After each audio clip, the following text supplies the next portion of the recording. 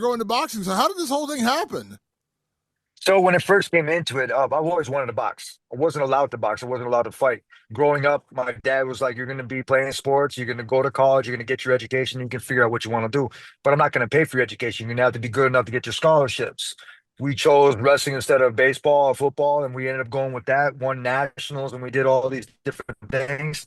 Ended up in MMA. Always wanted to box. But before that, I signed up for the paratroopers. Nobody knows about that. I signed up for the paratroopers in Cal State Bakersfield for wrestling. When it came down to it, I ended up in MMA on accident.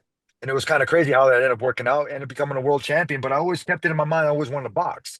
When I saw Connor and Nate go box, I wanted to box, but nobody was like allowing me to go box. It was like, okay, your brand is with the UFC. You're an MMA fighter right now. So I was lucky enough to be able to co-brand with my brand with the UFC brand, build my name to a certain degree, and then be able to use that for my future. Now, thus, I'm a legend. I'm a fucking myth or the whatever you want to call it, the man, whatever. Now is that time. I get to put on shoes. In MMA, you don't get to wear shoes. I've always wore shoes in football and baseball, and then I wore wrestling shoes, and then I wore dress shoes when I was all fucking snazzy. This is an opportunity for me to be able to go out there, demonstrate what the fuck I know, because I have put more time in a boxing ring than I have in an octagon. Anytime I've ever prepared for a fight in the octagon, I was always in a boxing ring. It wasn't in the cage. The most time that I found myself in a cage was during fight night. That's how weird that shit was, right? And I got this dude that says he's gonna knock me out on a different camera, but when I'm meeting him, he's like a chicken shit. He doesn't want to say the kind of same shit. It's a different kind of entity when it comes into it. And it fucking, yeah, you're right. It lit a new fire underneath me that I absolutely fucking needed. And you were talking about with Goggins. Goggins was that first one that actually lit that fire again. And it takes time. You have a plant that's not doing so well over here. I'm gonna move it over in this spot. I'm gonna give it what it needs, and it's not gonna happen overnight.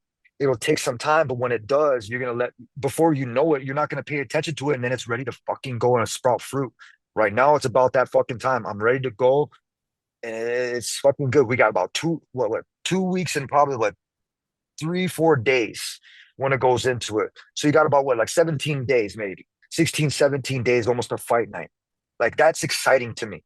Beforehand, wasn't as exciting. It was like, what the fuck, dude? Now this is a new opportunity for me to be able to go out there and shine. And I get more excited. And I don't want to keep repeating myself, but I don't have side quests anymore. This is a brand new fucking game. This is a new game. I'm not looking for the cheat codes. I'm not looking for anything else. I'm not even looking for the walkthroughs. There's no walkthroughs in this shit.